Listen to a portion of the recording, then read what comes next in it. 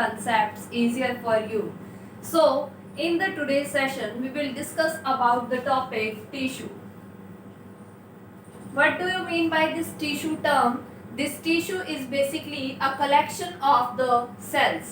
So, what do you mean by this tissue? Tissue is a group of cells. This is a group of cells, and these cells are similar in structure and they perform the various functions. So, the similar type of the cell group together and constitute a group and constitute a tissue which perform a specific function. So, this tissue comes from the group of the cells. So, cells group together to form tissue, and in this turn, the tissue together combine and they form the organs. Then organs combine together and they form the complete organ system, while these organ systems combine together and they form a complete organism. And this type of the sequence or these levels are known as cellular level of organization, or we can say that it is the body organization of an individual. So, सबसे पहले हमारी जो life है वो initiate हुई है एक cell से, and that cell divide to form a multiple number of the cells, and these cells combine together and they perform the function, and that group of the cells is called tissue. Then tissue combine together to form organ, organs combine together to form the organ system, and then all the organ systems constitute a complete organism. That's how an organism is formed. So this is about the tissue. In this session, we will discuss about the various type of the plant tissue and the animal tissue. So, let's discuss about the plant tissue. Plant tissue. Plant tissue के अंदर सबसे पहले अगर हम classification करें on the basis of the division of cell, cells are able to divide or not. Plant tissue is classified into the two types. One is meristematic tissue. One is meristematic, and the second one is permanent tissue. And this classification is on the basis of cell division. On the basis of cell division means cells have the ability to divide or cells lose the ability to divide. Plant tissue is of two types. One is meristematic, second one is permanent tissue. So, in the meristematic tissue, cells have the ability to divide. In the meristematic tissue, cells have ability to divide. Means meristematic tissue के अंदर उन्हीं cells को include किया जाता है जो cells क्या कर सकते हैं, डिवाइड कर सकते हैं. डिवीजन का मतलब क्या है, एक सेल डिवाइड होके दो, फिर दो से चार further cell. Means cell division basically क्या होता है, increase in the number of the cells. So meristematic tissue के जितने भी सेल्स होते हैं they have the ability to divide, while the permanent tissue, in the permanent tissue the cells lose the ability to divide. They lose the ability to divide. Ability to divide. So, cells become permanent, cells lose the ability to divide, and these come under the permanent tissue. So, this is about the plant tissue classification. फिर इसके बाद जो meristematic tissue है, meristematic tissue को further divide किया गया three types में, and those three types are, first one is apical meristem, first one is apical meristem, second one is lateral meristem, and the third one is intercalary meristematic tissue. So these are the three types of meristematic tissue: apical meristematic tissue, lateral meristematic tissue, and third one is intercalary meristematic tissue. अब हम इन तीनों tissues के functions के बारे में बात करेंगे कि ये तीनों टिश्यूज प्रेजेंट कहाँ पे हैं क्या इनका फंक्शन होता है। सबसे पहले बात करते हैं एपिकल मेरिस्टेम की। सो एपिकल का मतलब किससे रिलेटेड है, एपेक्स। एपेक्स का मतलब क्या है, जो प्लांट का शूट पार्ट है और जो प्लांट का रूट एपेक्स है, मतलब कि रूट का सबसे जो चोटी है यानी कि रूट एपेक्स जहां पे रूट कैप है, और स्टेम एपेक्स वहां पे क्या प्रेजेंट होता है, हमारा एपिकल मेरिस्टेमेटिक टिश्यू। सो एक प्लांट के अंदर बेसिकली दिस शूट एपेक्स और root apex, this is occupied by the apical meristematic tissue. अब अगर ये एपेक्स पे प्रेजेंट है तो इसका काम क्या है, basically function is to elongate the length of the plant, means ये प्लांट की हाइट को इंक्रीज करने के काम आता है। तो ये स्टेम को इलोंगेट करता है, रूट्स की इलोंगेशन कराता है। सो एपिकल मेरिस्टेम कहाँ पे प्रेजेंट होता है, एपेक्स पे।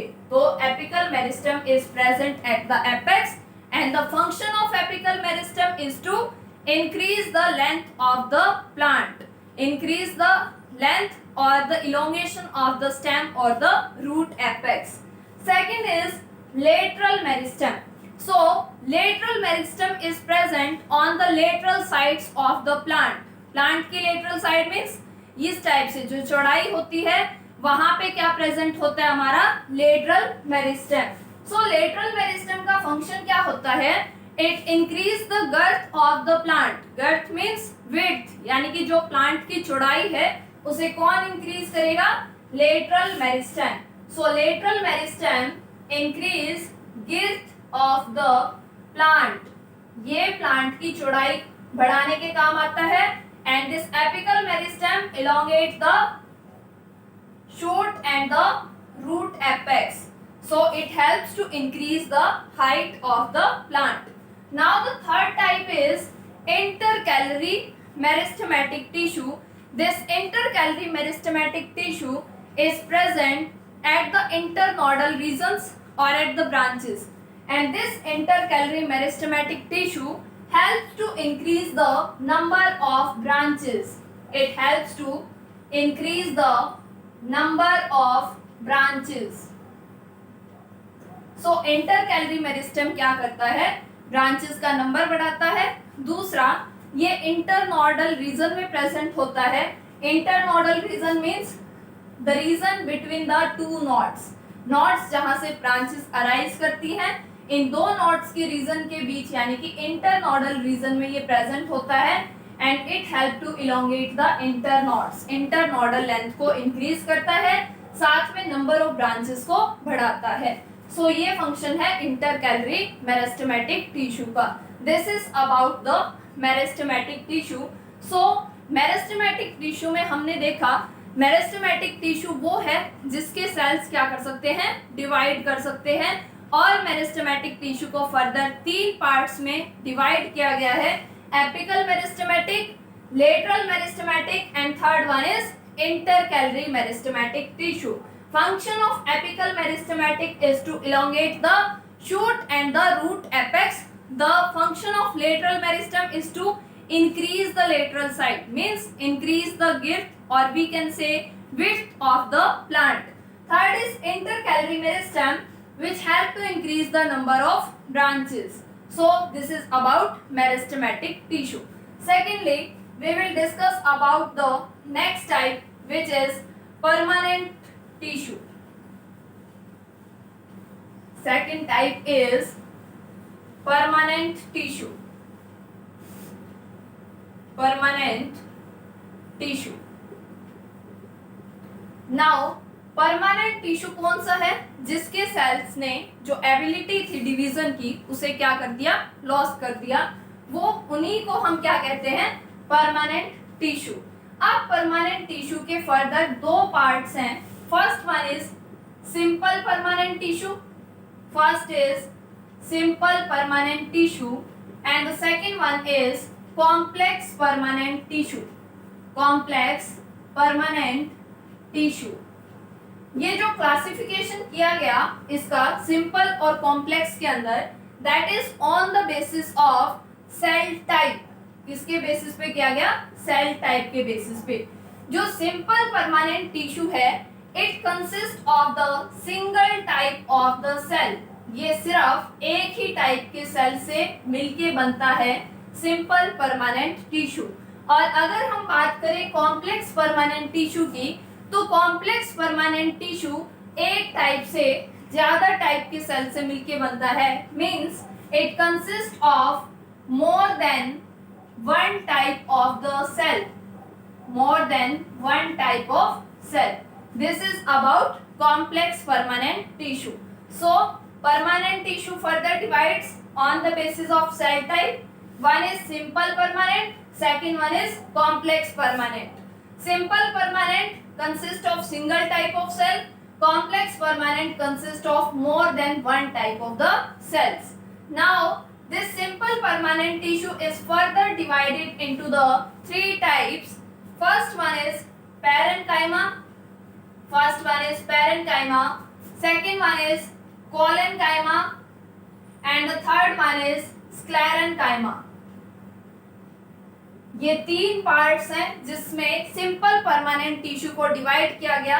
अब पैरेन्काइमा का अगर हम फंक्शन की बात करें, सो पैरेन्काइमा हमारा हेल्प करता है स्टोरेज में। पैरेन्काइमा किस में मदद करेगा? स्टोरेज में। पैरेन्काइमा के जितने भी सेल्स हैं they are the living cells and this parenchyma help in the storage of material inside the plant. Parenchyma को फर्दर दो पार्ट्स में डिवाइड किया गया। First one is aerenchyma and the second one is chlorenchyma, or we can say that these two are the modifications of parenchyma, erenchyma, and second one is chlorenchyma. Function जो है erenchyma का that is to provide air cavities. ये क्या provide करता है? Air cavities. तो जो भी प्लांट्स हैं, जो भी फ्लोटिंग प्लांट्स होते हैं जैसे कि लोटस प्लांट, वो क्या करते हैं? फ्लोट करते हैं पानी में, जो बहाव के साथ बहते हैं। उन्हीं फ्लोटिंग प्लांट्स में जो एयर कैविटीज प्रोवाइड करता है वो कौन है? एरेन्काइमा। सो एरेन्काइमा provides the air cavities for the flotation of the plants. Second is क्लोरेन्काइमा। क्लोरेन्काइमा नाम में ही क्या है? क्लोरोफिल को कंटेन करता है। मींस ये क्लोरोप्लास्ट ऑर्गेनली के अंदर प्रेजेंट है and that help in the photosynthesis reaction. किसमें मदद करेगा? फोटोसिंथेसिस। फोटोसिंथेसिस आप सभी को पता है। Photo means light, synthesis means manufacturing, मतलब कि सनलाइट को यूज करके प्लांट्स अपना खाना बनाते हैं। इसी प्रोसेस को हम क्या कहते हैं? फोटोसिंथेसिस कहते हैं। सो क्लोरेन्काइमा का फंक्शन क्या रहेगा? Basically it helps in the process of photosynthesis. Now the second is collenchyma. Collenchyma provides flexibility to the plant. It provides flexibility to the plants. Flexibility in the sense, जैसे कि यहाँ पे कोई भी प्लांट है, जो हवा है, तेज हवा का बहाव इस तरीके से आ रहा है, तो प्लांट जिस तरीके से हवा आती है उसी डायरेक्शन में क्या हो जाता है? बेंड हो जाता है। इसी को हम क्या कहते हैं? Flexibility of the plant. Means जिस डायरेक्शन से विंड आती है प्लांट उसी डायरेक्शन में क्या हो जाता है? बेंड हो जाता है। So it is due to the collenchyma which provides flexibility to the plants. Now the third one is sclerenchyma. Sclerenchyma consists of dead cells. ये किससे मिलके बना है? डेड सेल से। तो अगर ये डेड सेल से मिलके बना है तो प्लांट का जो भी हार्ड पार्ट है वहां पे क्या प्रेजेंट है? हमारा sclerenchyma, and this sclerenchyma helps to provide the mechanical strength. इसका काम क्या है? ये मैकेनिकल स्ट्रेंथ प्रोवाइड करता है प्लांट को। So it provide the mechanical strength to the plant. और स्क्लेरेन्काइमा कहाँ प्रेजेंट हो सकता है? जैसे कि हस्क ऑफ द कोकोनट, जो भी कोकोनट का बाहरी आउटर हार्ड पार्ट है वो किससे मिलके बना है? स्क्लेरेन्काइमा से। बार्क बेसिकली जो ट्री का है वो किसका बना हुआ है? स्क्लेरेन्काइमा का। सो स्क्लेरेन्काइमा क्या प्रोवाइड करता है? Mechanical strength. This is about the simple permanent tissue. Simple permanent tissue जो एक टाइप के सेल से मिलके बना। इसके further three part, parenchyma, collenchyma and sclerenchyma. Parenchyma ने स्टोरेज में मदद किया। दो मॉडिफिकेशंस हैं, एरेन्काइमा और क्लोरेन्काइमा। एरेनकाइमा एयर कैविटीज प्रोवाइड कर रहा है, क्लोरेनकाइमा फोटोसिंथेसिस में मदद करता है, कोलेनकाइमा प्लांट को फ्लेक्सिबिलिटी देता है और स्क्लेरेनकाइमा प्लांट्स को मैकेनिकल स्ट्रेंथ प्रोवाइड करता है। So the next type is complex permanent tissue. अब कॉम्प्लेक्स परमानेंट टिश्यू हमने देखा it consist of more than one type of the cell, एक से ज्यादा टाइप के सेल से मिलके बनता है। अब अगर हम बात करें इसके टाइप्स की, कॉम्प्लेक्स परमानेंट टाइप की, it is divided into the two types. The complex permanent tissue is further divided into the two types. One is xylem and the second one is phloem. And this classification is on the basis of conduction. This xylem help in the conduction of water. This xylem helps in conduction of water and minerals.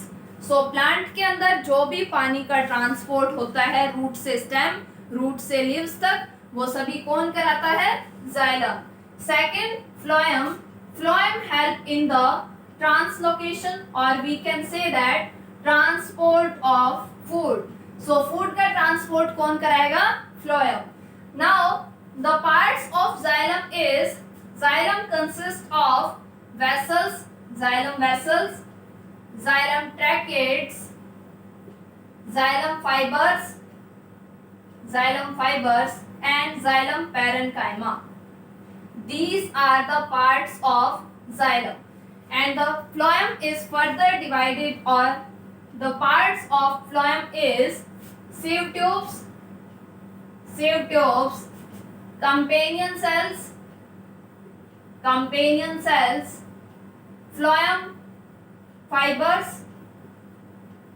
and the last is phloem parenchyma. These are the parts of phloem. अब इनके अंदर xylem और phloem के अंदर जो भी fibres वाला part है, xylem fibre and phloem fibre, these are the dead parts, means they consist of the dead cells. So phloem fibre और जाइलम फाइबर किससे मिलके बने हैं? डेड सेल से। अगर बात करें जाइलम के अंदर, तो xylem vessels, tracheids and xylem fibre, these are the dead components of xylem, while the xylem parenchyma is living component. सिर्फ और सिर्फ जाइलम parenchyma ही क्या है? लिविंग कंपोनेंट है। बाकी के तीन वेसल्स, ट्रैकिड्स और जाइलम फाइबर क्या है? डेड कंपोनेंट होते हैं। अगर बात करें फ्लोएम की, तो फ्लोएम के अंदर सिर्फ फ्लोएम फाइबर्स ही डेड है, बाकी सीव ट्यूब्स, कंपेनियन सेल्स और phloem parenchyma, these are the living components. ये क्या है? लिविंग कंपोनेंट्स हैं। सो ये था हमारा कॉम्प्लेक्स परमानेंट टिश्यू, जिसमें बेसिकली हमारे पास दो टाइप आते हैं, जाइलम और फ्लोएम। जाइलम वाटर कंडक्शन में मदद करता है और फ्लोएम फूड को ट्रांसपोर्ट कराने में मदद करता है। जाइलम के फर्दर चार पार्ट हैं, vessels, tracheid, xylem fibre and xylem parenchyma. These three are dead except the xylem parenchyma. And in the phloem sieve tube, companion cell, phloem fiber, phloem parenchyma, this phloem fiber is dead while these three are living components. So this is about complex permanent tissue. तो ये हमने पढ़ लिया है हमारा plant tissue. सो plant tissue के अंदर हमने देखा, सबसे पहले अगर हम क्लासिफिकेशन की बात करें तो सबसे पहले क्लासिफिकेशन कितने टाइप से की गई प्लांट टिश्यू की? 2 types. One is meristematic, second is permanent tissue. फिर फर्दर मेरिस्टेमेटिक टिश्यू को भी 3 पार्ट्स में डिवाइड किया गया। First one is apical, second lateral and third one is intercalary. फिर इसके बाद जो परमानेंट टिश्यू था, इसको फर्दर 2 पार्ट्स में बांटा गया था। One is simple permanent, second one is complex permanent. Simple permanent and complex permanent. फिर सिंपल परमानेंट के फर्दर 3 पार्ट्स हैं, parenchyma, second collenchyma and third one is sclerenchyma. Then complex permanent tissue के further हमारे पास कितने types थे? 2 types. One is xylem, second one is phloem. Xylem के further 4 parts हैं, xylem vessels, tracheids, fibres and parenchyma. इसी type से phloem के भी फर्दर 4 पार्ट्स हैं, sieve tubes, companion cells, phloem fibres and phloem parenchyma. This is about plant tissue. अब next topic में, next जो टॉपिक है वो हम करेंगे एनिमल टिश्यू के बारे में। सो होप प्लांट टिश्यू आपको समझ आ चुका है। अब हम नेक्स्ट टिश्यू की तरफ चलते हैं, that is animal tissue. Second is animal tissue. Animal tissue को अगर हम बात करें कितने टाइप्स में बांटा गया है, सबसे पहला टाइप हम करेंगे that is epithelium tissue. First type is epithelium tissue. Epithelium tissue के भी फर्दर टाइप्स हैं। तो एपिथेलियम टिश्यू के अगर हम टाइप्स के बारे में बात करें, सबसे पहला टाइप है simple squamous epithelium tissue. Simple squamous epithelium tissue. Second type is stratified squamous epithelium tissue. Third type is columnar epithelium. Fourth type is ciliated columnar epithelium. Fifth is cuboidal epithelium. Sixth is glandular epithelium. बहुत कम से part है। अब इन parts के बारे में हम क्या करेंगे, वन बाय वन डिस्कस करेंगे।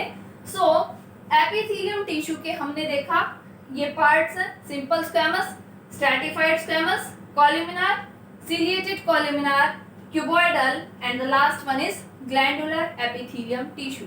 अब हम इनकी लोकेशन की बात करेंगे और इनके फंक्शंस की बात करेंगे। सबसे पहला सिंपल स्क्वैमस एपिथेलियम टिश्यू। ये बेसिकली एक सिंगल लेयर है सेल्स की and these cells are flat. ये सेल्स कैसे हैं, चिपटे से सेल्स हैं, फ्लैट सेल्स होते हैं। बेसिकली एक सिंगल लेयर प्रेजेंट होती है सिंपल स्क्वैमस एपिथेलियम टिश्यू में and these simple squamous epithelium they help in the exchange of material. ये बेसिकली मटेरियल एक्सचेंज करने में मदद करते हैं और ये हमारी ब्लड कैपिलरीज के अंदर भी प्रेजेंट होते हैं। सिंपल स्क्वैमस एपिथेलियम बेसिकली एक सिंगल लेयर है फ्लैट सेल्स की, एक्सचेंज करने में मदद करते हैं, ब्लड कैपिलरीज के अंदर ये प्रेजेंट होते हैं। ये हमारा लोकेशन हो गया सिंपल स्क्वैमस का और इसका फंक्शन। अगर हम बात करें स्ट्रैटिफाइड स्क्वैमस की, तो स्ट्रैटिफाइड स्क्वैमस क्या होता है, बेसिकली ये फ्लैट सेल से ही मिलके बनता है, बट इसके अंदर जो नंबर ऑफ लेयर्स है वो क्या हो जाता है, multiple. It consist of the multiple number of the layers. यहाँ पे लेयर्स का नंबर क्या हो गया है, इंक्रीज हो गया है। This is about stratified squamous epithelium and it is present in skin. ये हमारी skin में present होता है। Now the third type is columnar epithelium. अब अगर columnar epithelium की बात करें तो it consists of the column-like cells. ये इस तरीके से long column-like cells से मिलके बना है and these columnar epithelium cells they help in the absorption. ये किस में मदद करते हैं, एब्जॉर्प्शन में मदद करते हैं। और कोलुमिनर एपिथेलियम प्रेजेंट होता है स्टमक के अंदर, इन स्टमक और इन स्मॉल इंटेस्टाइन। तो जहां पे एब्जॉर्प्शन की प्रोसेस है, यानी कि मेन साइट फॉर एब्जॉर्प्शन वो क्या है, small intestine, and this columnar epithelium basically help in absorption and it is present in the stomach or small intestine. और ये किस टाइप के सेल से मिलके बना है, कॉलम लाइक सेल से। This is about columnar epithelium. Now the second is ciliated columnar epithelium. Ciliated means जहां पे क्या प्रेजेंट है, सीलिया प्रेजेंट है। सीलिया क्या होता है, hair like structures, which help in the transport, जो कि मदद करते हैं मूवमेंट में या फिर हम कह सकते हैं ट्रांसपोर्ट करने में। सो इन्हीं कॉलम लाइक सेल्स पे इस तरीके से हेयर लाइक स्ट्रक्चर्स प्रेजेंट होते हैं और इसी हेयर लाइक स्ट्रक्चर्स को या मॉडिफिकेशन जो होती है सेल मेम्ब्रेन की, इसी को हम क्या कहते हैं, सीलिया। और सीलिया किस में मदद करता है, मूवमेंट में। तो सीलिया का काम क्या रहेगा, सीलिया कहाँ पे प्रेजेंट है, हमारे जो फीमेल्स के अंदर जो फेलोपियन ट्यूब है यानी कि जो ओविडक्ट है वहां पे ये ओवा को कलेक्ट करता है। किसे कलेक्ट करेगा, ओवा या फिर एग को कलेक्ट करता है, उसे मूव कराता है। तो ये फंक्शन किसका है, सीलिएटेड कॉलमिनार एपिथेलियम का। सीलिएटेड कॉलमिनार एपिथेलियम फेलोपियन ट्यूब में प्रेजेंट होता है। फीमेल गैमेट ओवा को क्या करता है, ट्रांसपोर्ट कराने में मदद करता है। Now the next type is cuboidal epithelium. आप देखिए कॉलमिनार एपिथेलियम में कॉलम लाइक सेल्स थे, क्यूबॉइडल एपिथेलियम में किस टाइप के सेल्स होते हैं, cube like. It consist of the cube like cells and they help in absorption and secretion. ये किस में मदद करेगा, एब्जॉर्प्शन और सिक्रीशन में, एब्जॉर्प्शन, सिक्रीशन एंड एक्सक्रीशन। अब एक्सक्रीशन करना किसका फंक्शन है, किडनी का। So it is present in kidney और किडनी की स्ट्रक्चरल और फंक्शनल यूनिट क्या होती है, नेफ्रॉन। तो क्यूबॉइडल एपिथेलियम टिश्यू कहाँ पे प्रेजेंट होता है, किडनी और नेफ्रॉन्स के अंदर। और ये किस में मदद करता है, absorption, secretion and excretion. Now the last type is glandular epithelium. Glandular epithelium नाम से पता चल रहा है कहाँ प्रेजेंट होएगा, ग्लैंड्स में। ग्लैंड्स का काम क्या होता है, सिक्रीशन का। तो जो एंडोक्राइन और एक्सोक्राइन ग्लैंड है वो बेसिकली सिक्रीशन का काम करती है और उन्हीं ग्लैंड्स के अंदर क्या प्रेजेंट होता है, ग्लैंडुलर एपिथेलियम टिश्यू प्रेजेंट होता है। So this is about the first type which is epithelium tissue. ये इसके पार्ट्स हैं और हमने इनके फंक्शंस और इनकी लोकेशन जो वो पढ़ चुके हैं। अब इसके बाद हम सेकेंड टाइप करते हैं, that is muscular tissue. Second type is muscular tissue. Muscular tissue कहां पे प्रेजेंट होएगा, मसल्स में। सो मस्कुलर टिश्यू के फर्दर हमारे पास है 3 type. One is skeletal, skeletal muscle, second one is smooth muscle and the third one is cardiac muscle. So हम muscular tissue में बेसिकली 3 टाइप करेंगे, skeletal, smooth and third one is cardiac muscle. इन तीनों के अंदर हम difference check करते हैं। सबसे पहले अगर बात करें स्केलेटल की, तो स्केलेटल यानी कि हमारा जो फ्रेमवर्क है, स्केलेटन है, तो वो किससे मिलके बना है, स्केलेटल मसल से। तो जो भी हमारी बॉडी में मूवमेंट हो रही है, हाथों की, पैरों की, जो हम लोकोमोशन कर रहे हैं, चल रहे हैं, सब किसकी वजह से हो रहा है, due to the skeletal muscles, इन स्केलेटल मसल्स की वजह से। सो ये कहाँ पे प्रेजेंट हमारे हाइंड लिम्स में, फोर लिम्स में, या फिर जो भी मूवमेंट में जो मदद कर रहे हैं, जो पार्ट्स लोकोमोशन में मदद कर रहे हैं, वहां पे क्या प्रेजेंट है, स्केलेटल मसल्स प्रेजेंट हैं। सेकंड, स्मूथ मसल्स की अगर बात करें तो जो भी हमारे इंटरनल ऑर्गन्स हैं, जैसे कि हमारा स्टमक हो गया, स्मॉल इंटेस्टाइन है, वहां पे क्या प्रेजेंट है, स्मूथ मसल्स प्रेजेंट हैं। फिर इसके बाद अगर हम बात करें कार्डियक की, तो कार्डियक मसल्स बेसिकली किससे जुड़ी हुई है, कार्डियक वर्ड किससे एसोसिएटेड होता है, हार्ट से। तो कार्डियक मसल्स कहाँ पे प्रेजेंट होती हैं, in the walls of the heart. तो ये कहाँ प्रेजेंट है, हार्ट के अंदर।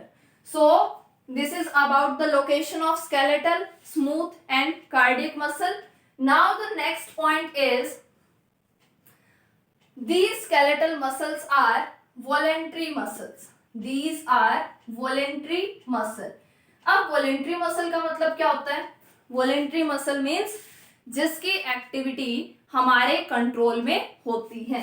So voluntary muscle means muscles which are under our control, जिनकी एक्टिविटी हमारे कंट्रोल में है।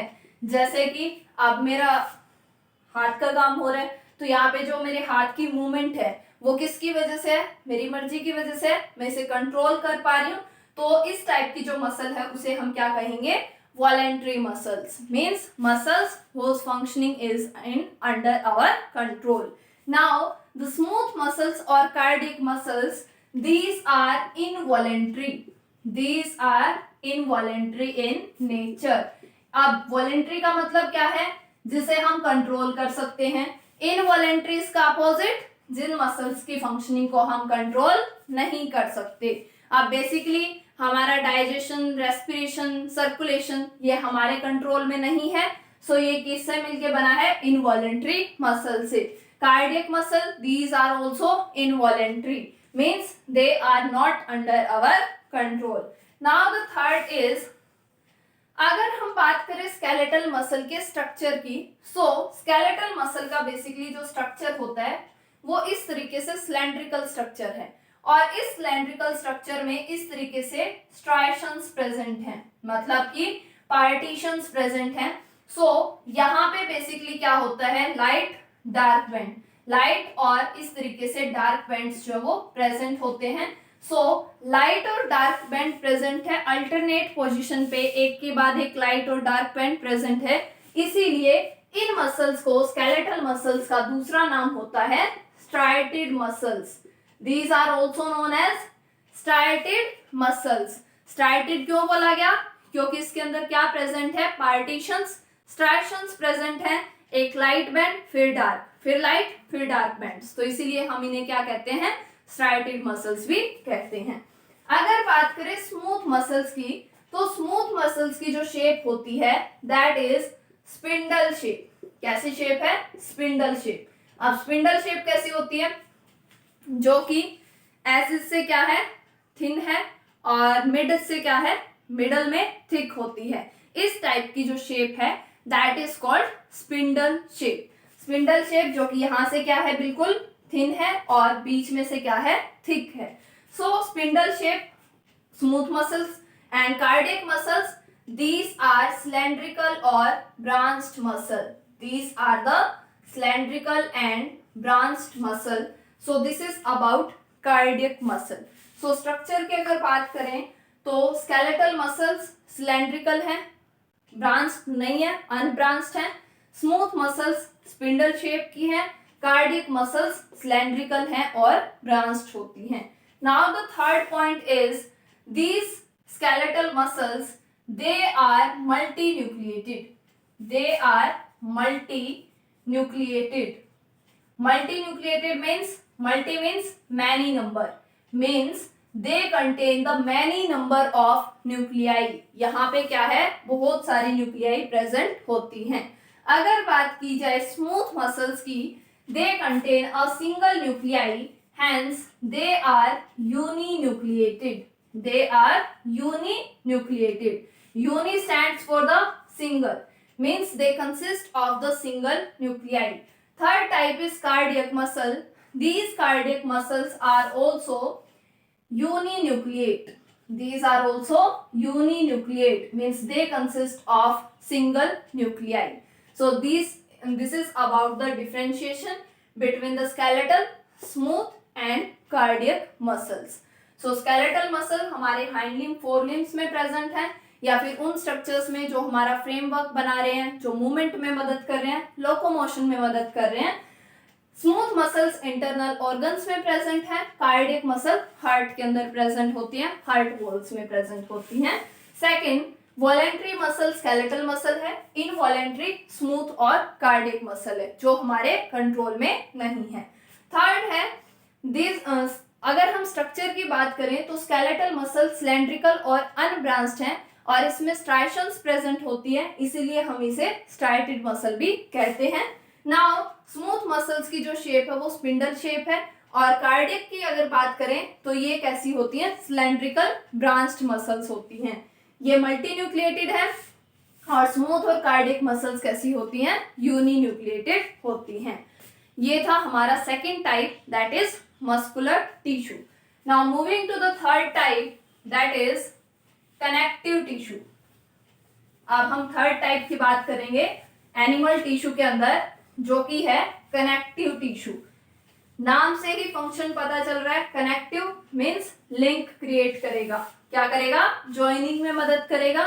सो जो थर्ड टाइप है वो है हमारा कनेक्टिव टिश्यू, जो कि किस में मदद करेगा, हेल्प इन द कनेक्शन और टू लिंक, यानी कि जो बॉडी पार्ट्स को या फिर सेल्स को, टिश्यूज को, ऑर्गन्स को क्या करेगा, कनेक्ट करेगा। तो वो कौन सा टिश्यू है, कनेक्टिव टिश्यू। अब हम इसके पार्ट्स के बारे में बात करते हैं। सबसे पहला है blood, second bone, ligament, cartilage, tendon, areolar connective tissue, and the last type is adipose connective tissue. Adipose connective tissue. These are the parts of connective tissue. In parts के बारे में अब वन बाय वन डिस्कस करते हैं।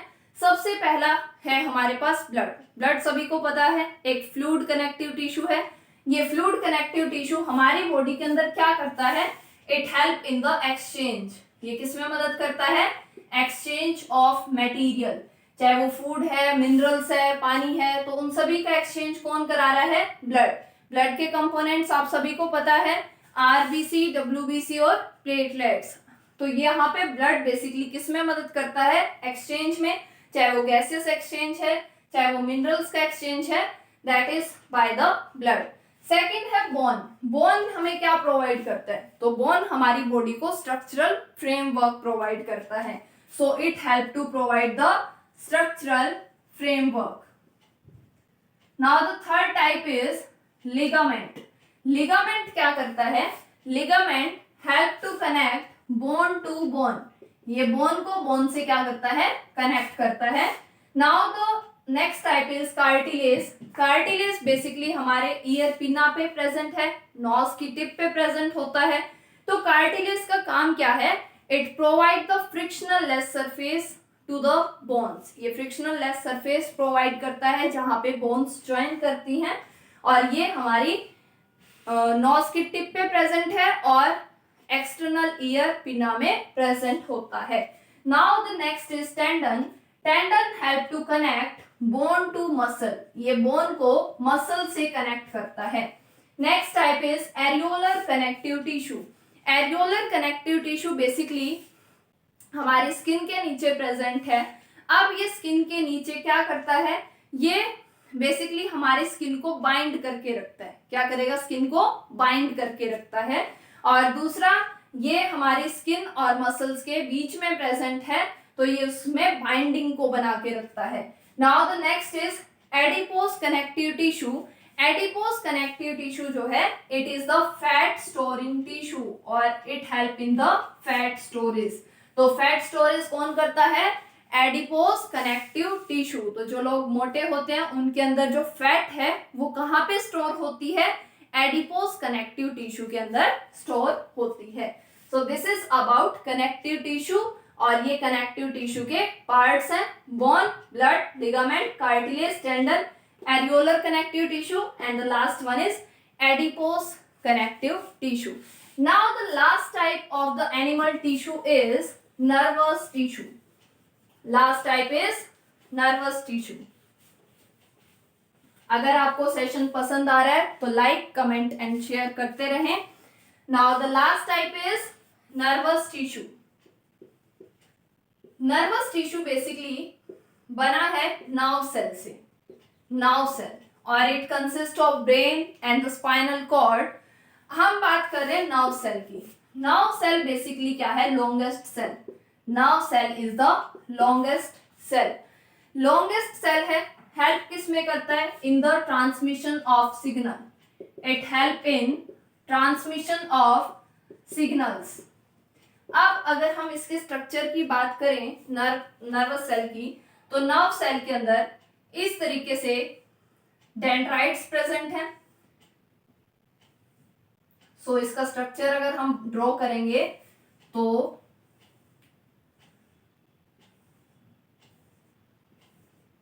सबसे पहला ये सबसे क्या है, लॉन्गेस्ट सेल। अगर बात करें लार्जेस्ट सेल की, कोई बता सकता है लार्जेस्ट सेल कौन सा है? Largest cell is egg of an ostrich, और सबसे स्मॉलेस्ट सेल क्या होता है, माइकोप्लाज्मा। सो बेसिकली ये हमारा नर्व सेल है। नर्व सेल सबसे लॉन्गेस्ट सेल है, सिग्नल्स को ट्रांसमिट करने में मदद करता है। ये जो पार्ट है इसे हम कहते हैं cell body, this is cell body and it consist of cytoplasm and it contains a nucleus. यहाँ पे क्या प्रेजेंट है, न्यूक्लियस। और ये जो हेयर लाइक स्ट्रक्चर्स हैं, ये जो एक्सटेंशंस हैं, these are called dendrites. These are called dendrites. And this long cylindrical part is known as axon. This is axon and these are the nerve endings. These are the nerve endings. अब हमारी body में क्या है, millions of nerve cells और neurons present होते हैं। ये एक सिग्नल को दूसरे सिग्नल यानी कि दूसरे न्यूरॉन तक क्या करते हैं, ट्रांसफर करने का काम करते हैं। तो जो भी सिग्नल है वो रिसीव कौन करता है, डेंड्राइट्स। देन डेंड्राइट से होते हुए एक्सोन से कहाँ पे जाता है, नर्व एंडिंग्स। और फिर इसके बाद नर्व एंडिंग से दूसरा जो नर्व सेल इसके पीछे प्रेजेंट है उसके डेंड्राइट्स तक सिग्नल जो वो ट्रांसफर होता है। तो हमारी बॉडी में इस तरीके से ये सिग्नल को ट्रांसफर करने में हेल्प करते हैं। So this is about the nervous tissue. So animal tissue के हमने सारे टाइप्स पढ़ लिए हैं। सबसे पहला जो टाइप हमने किया था वो हमने क्या किया है, एपिथेलियल टिश्यू, एपिथेलियल।